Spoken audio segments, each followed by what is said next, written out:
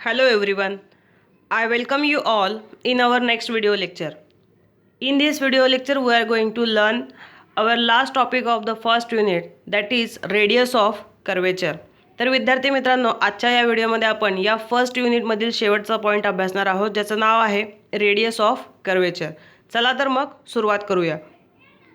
Radius of curvature, the measuring of the tightness of bends on the curve is called curvature. Curvature कुणाला म्हणायचं आहे तर tightness of bend major करण्याच्या प्रोसेसला आपण इथं कर्वेचर असं म्हणतोय. म्हणजे एखाद्या कर्वचा बेंड त्याचे टाइटनेस मेजर करणे म्हणजेच काय आहे, कर्वेचर आहे. It is obvious that very tight bends have large curvature.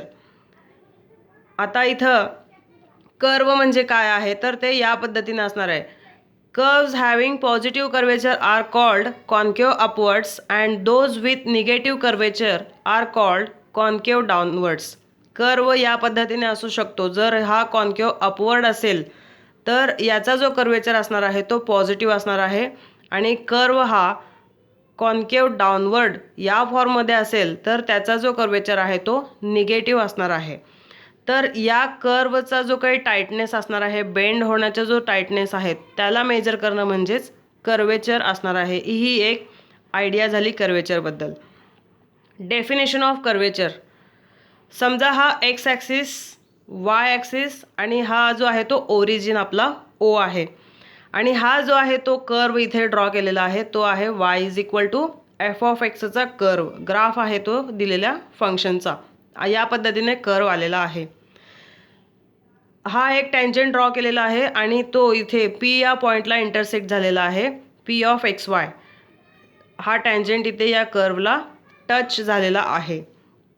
नाव इथून हा टँजंट इथे ड्रॉ केल्यामुळे इथे एक अँगल क्रिएट झालेला आहे थीटा, आणि त्याचबरोबर हा एक पॉईंट आपल्याला इथे कन्सिडर करायचा आहे या कर्ववर एस. कुठून? एम पासून. एम जो आहे तो फिक्स्ड पॉईंट आहे या कर्वचा. तर या दोघांमधलं डिस्टन्स, आता इथे द कर्वेचर डिनोटेड बाय के, इथे याला आपण कॅपा म्हणतोय. के न म्हणता याचं नाव आहे kappa. At P is the rate of increase of theta with respect to s.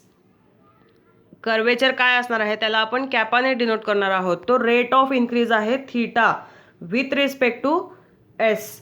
S म्हणजे जसं जसं डिस्टन्स इथे थीटामधलं वाढत जाणार आहे तसं हा डिस्टन्स देखील कमी जास्त होणार आहे. तर हा जो काही रेट ऑफ इन्क्रीज असणार आहे theta with respect to X त्यालाच आपण इथे म्हणतोय कर्वेचर.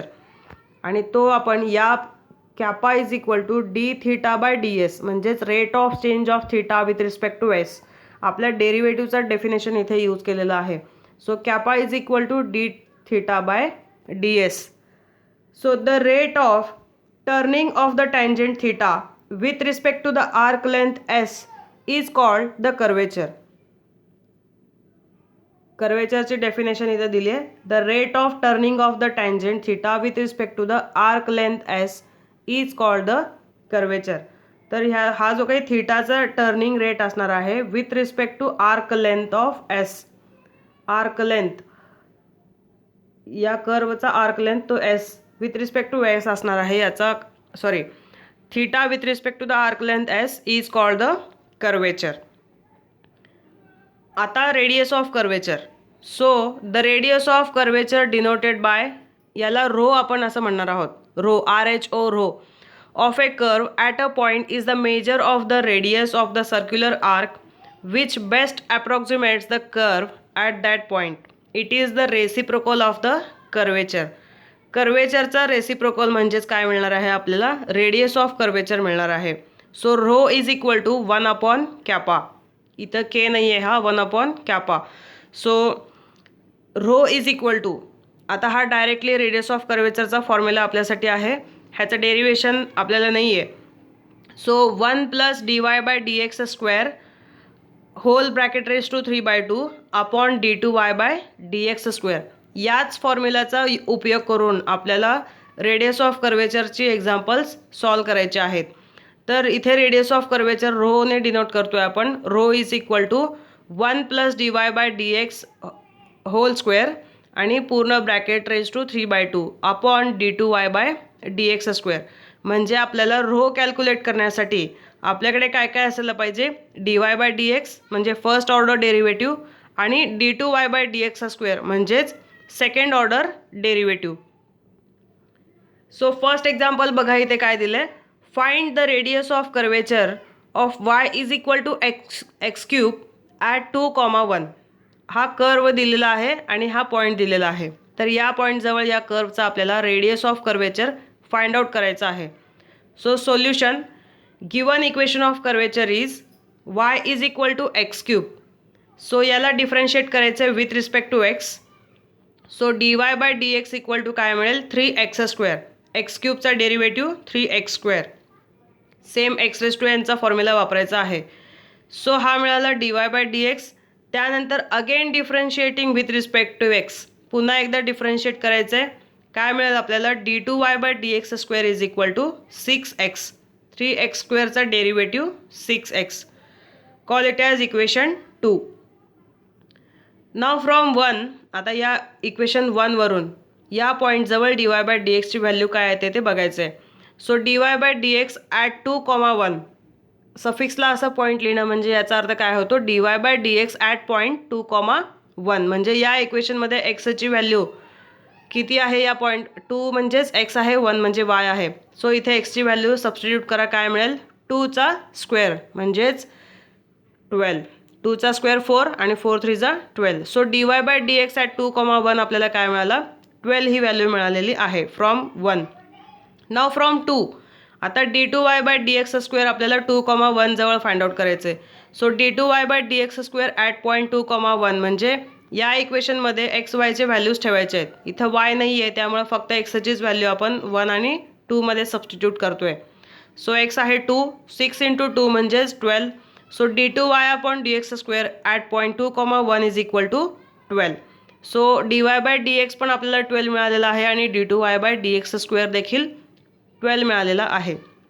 आपल्याला radius of curvature find out करायचं आहे. Therefore radius of curvature is given by, formula लिहून घेतलेला आहे, rho is equal to 1 plus dy by dx it's square आणि whole bracket raise to 3/2 upon d2y by dx square. आता इथे dy by dx आपला जो आलेला आहे आणि d2y बाय dx स्क्वेअर दिलेल्या पॉईंटजवळ ते व्हॅल्यूज इथं फक्त सबस्टिट्यूट करायचे आहेत. दोन्हीकडे आपला 12 आलेला आहे. 1 plus 12 its square raise to 3/2 upon 12. 12चा वर्ग 144.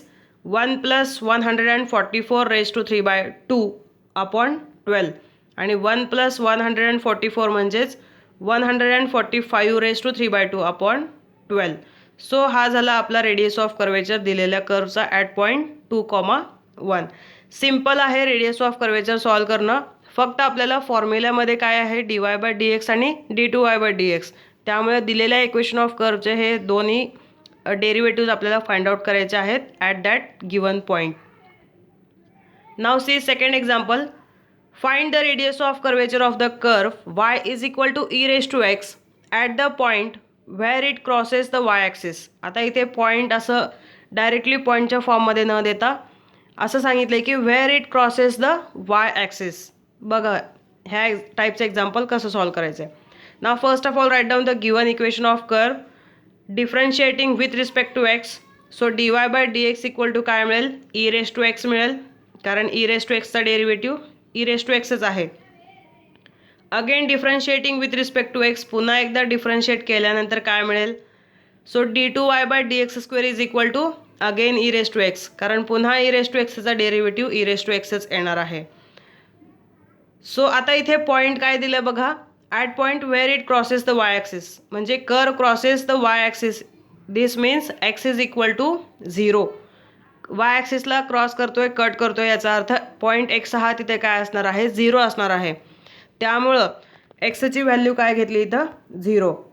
नाव फ्रॉम 1 म्हणजे इथे एक्सच्या ठिकाणी आपण 0 ठेवणार आहोत. So dy by dx, okay sorry इथं प्रिंटिंग मिस्टेक झाले, हा 2,1 इथे येत नाही,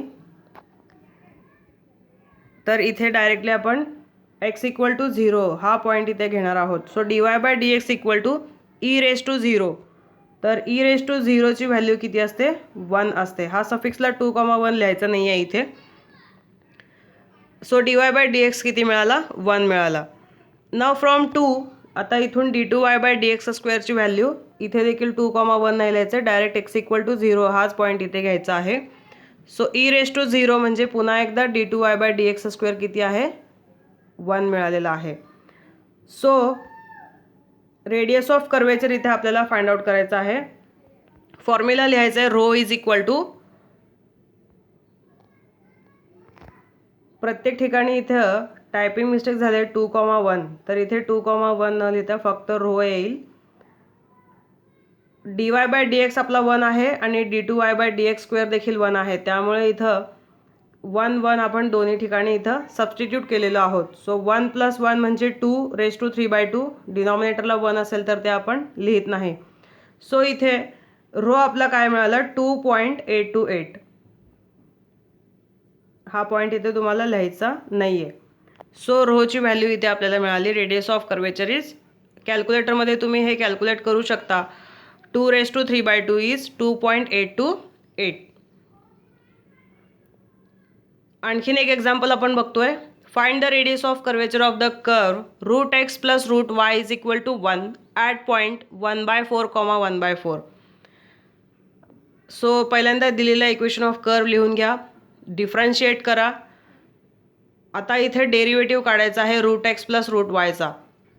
सो रूट एक्सचा derivative 1/2 root x. Similarly root वायचा डेरिव्हेटिव्ह 1/2 रूट वाय. पण इथे वायचा derivative with respect to x घेतोय, त्यामुळे डी वाय बाय डी एक्सने मल्टिप्लाय करावं लागेल, विच इज इक्वल टू 1चा डेरिव्हेटिव्ह 0. 1 हा कॉन्स्टंट आहे. So 1/2 root y into d Y by D x हा टर्म आहे तसा ठेवला आहे आणि या 1/2 रूट एक्सला इकडे आर एच एसला शिफ्ट केलं आहे, तो काय होईल? -1/2 root x. So d Y by D x is equal to, हा 2 रूट वाय इकडे डिनॉमिनेटरला आहे, तो इकडे येताना न्यूमरेटरला जाईल. 2 root y upon 2 root x, 2 2 cancel होईल. So d Y by D x is equal to minus root y upon root x. Call it as equation 1. आता इथे d Y by D x 1/4 1/4 या पॉईंटजवळ याची व्हॅल्यू काढायची आहे. So root of 1/4 upon root of 1/4 दोन्ही cancel out होतील आणि d Y by D x at point 1/4, 1/4 काय मिळाला? -1. हे दोन्ही कॅन्सल झाल्यामुळे इथं -1 ही व्हॅल्यू मिळाली d Y by D x at या पॉईंटजवळ. ओके. नाव आता आपल्याला d two Y by D x square काढायचं आहे, second order derivative. Now again differentiating equation 1 with respect to x. D by D x of d Y by D x equal to d by D x of minus root y upon root x. So d two y upon d x square is equal to d by D x of, आता दोन्ही जे terms आहेत Y आणि x हे दोन्ही रूटमध्ये आहेत, त्यामुळं हा रूट एकच कन्सिडर केला आहे आणि स्क्वेअर रूटची व्हॅल्यू ही 1/2 असते रेस टू पॉवर. सो इथे त्यामुळे हे असं लिहिलेलं आहे y by x raise to 1/2. याचाच अर्थ root y upon root x होतो. So d two Y by D x square is equal to, derivative काढण्यासाठी हे इझी होतं म्हणून असं कन्सिडर केलेलं आहे. आता आपण याचा डेरिव्हेटिव्ह घेऊ शकतो. सो वाय बाय एक्स, आता इथे हा एक्स रेस टू एनचा फॉर्म्युला कन्सिडर करायचा आहे. -1/2 ऑलरेडी इथं मायनस होता,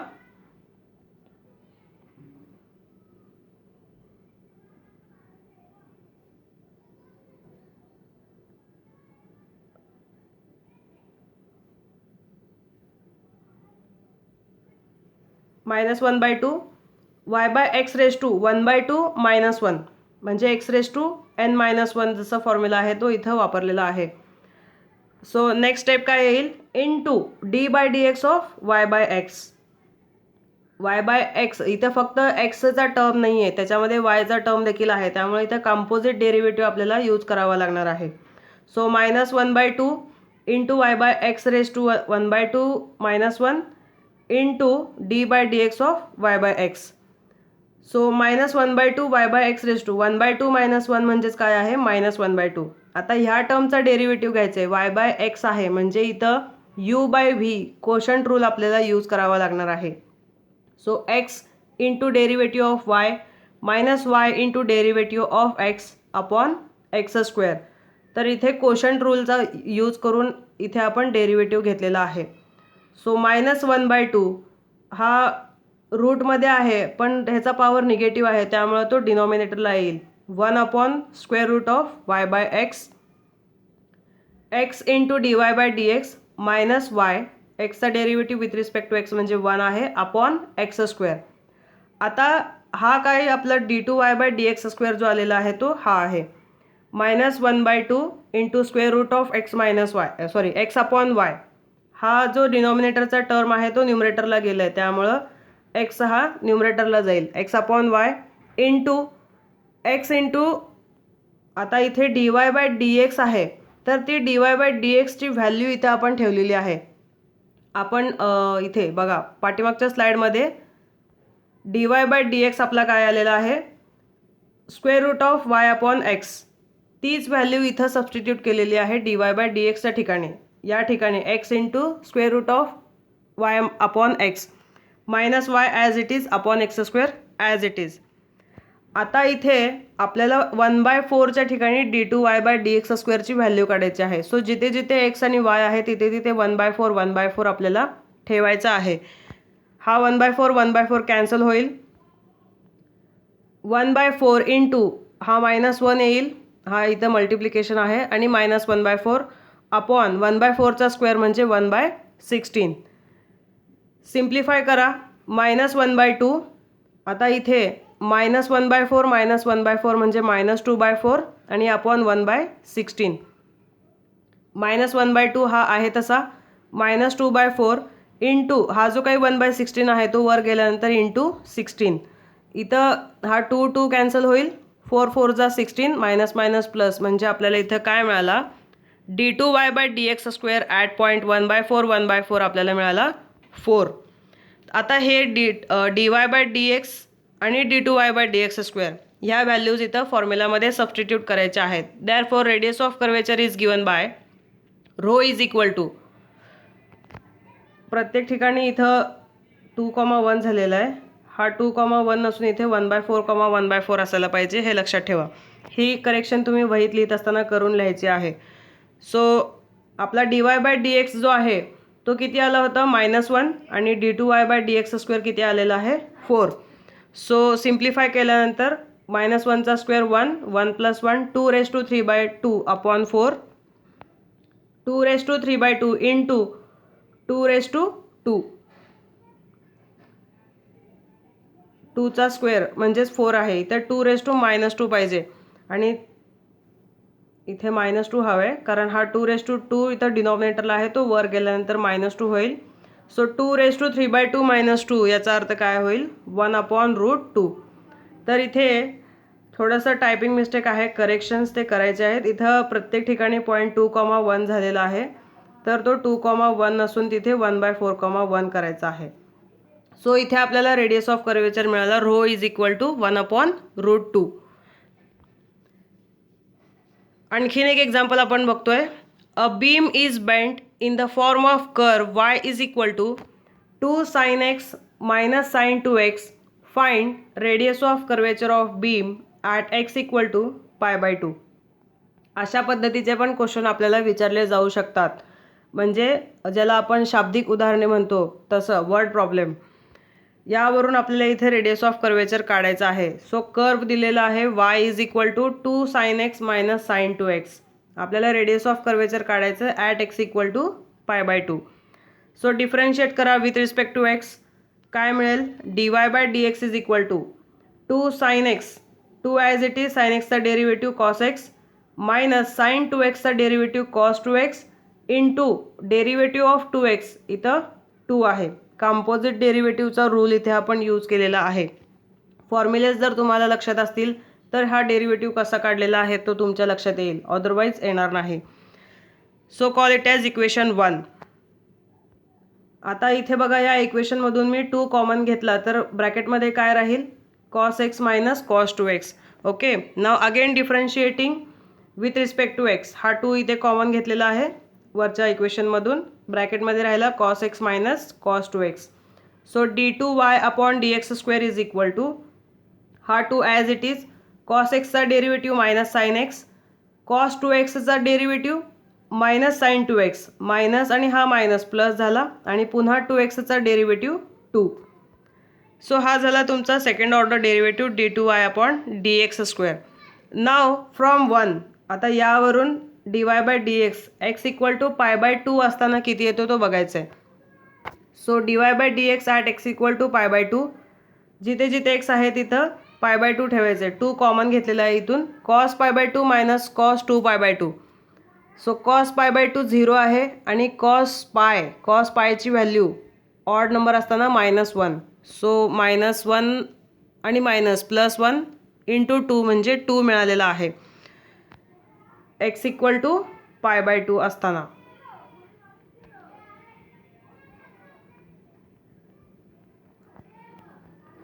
so now from 2 d2y by dx² at x equal to π/2, x equal to π/2 असताना जिथे जिथे x आहे तिथे π/2 ठेवायचं आहे. कुठे ठेवायचं आहे? या इक्वेशन 2 मध्ये ठेवायचं आहे. Minus sine π/2 plus 2 sine into 2 π/2. तर काय मिळेल आपल्याला? 2 ॲज इट इज साईन π/2 म्हणजे π/2 साईन π/2 ची व्हॅल्यू 1, मायनस असल्यामुळे -1 प्लस 2 इंटू साईन ची व्हॅल्यू ही नेहमी 0च असते. सो इथे काय मिळालं? 2 इंटू -1 इज -2. तर इथे सेकंड ऑर्डर डेरिव्हेटिव्ह जो मिळालेला आहे ॲट x इक्वल टू π/2 तो किती मिळालेला आहे? -2. सो dy बाय dx पण मिळाला 2, dy बाय dx मिळाला 2 आणि d2y बाय dx² मिळाला -2. Now radius of curvature is given by rho is equal to dy by dx 2 मिळालेला आहे आणि d2y बाय dx² -2 मिळालेला आहे. तो सबस्टिट्यूट करायचा आहे आणि सिम्प्लिफाय करायचा आहे. 2चा स्क्वेअर 4 आणि 1 + 4 मीन्स 5, 5⁻³ अपॉन 2. इथं आपण रेडियस ऑफ कर्वेचरला नेहमी ॲब्सोल्यूट व्हॅल्यू म्हणजेच पॉझिटिव्ह व्हॅल्यू कन्सिडर करत असतो.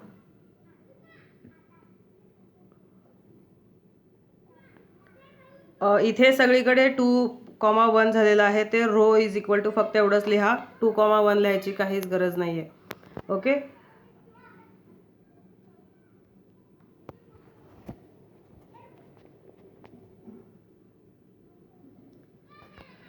तर इथे टायपिंग मिस्टेकमुळे झालेलं आहे. फक्त रो इज इक्वल टू एवढंच तुम्हाला इथे कन्सिडर करायचं आहे, 2,1 येणार नाही. सो इथे होमवर्कसाठी इथे रो आपल्याला मिळाला आहे 5⁻³ अपॉन 2. निगेटिव्ह व्हॅल्यू आपण रेडियस ऑफ कर्वेचरसाठी कन्सिडर करत नाही. सो होमवर्कसाठी यावरचे एक्झाम्पल्स दिलेले नाही आहेत, पण याचे PDF तुम्हाला PDF एक्झाम्पल सॉल्व करून पाठवले जातील. तर या ठिकाणी आपला फर्स्ट युनिट डिफरन्शियल कॅल्क्युलस हा जो टॉपिक आहे तो युनिट जो आहे तो पूर्णपणे कंप्लीट झालेला आहे. नेक्स्ट व्हिडिओमध्ये आपण नेक्स्ट टॉपिक अभ्यासणार आहोत, पुढचा जो युनिट असेल तो. So thank you.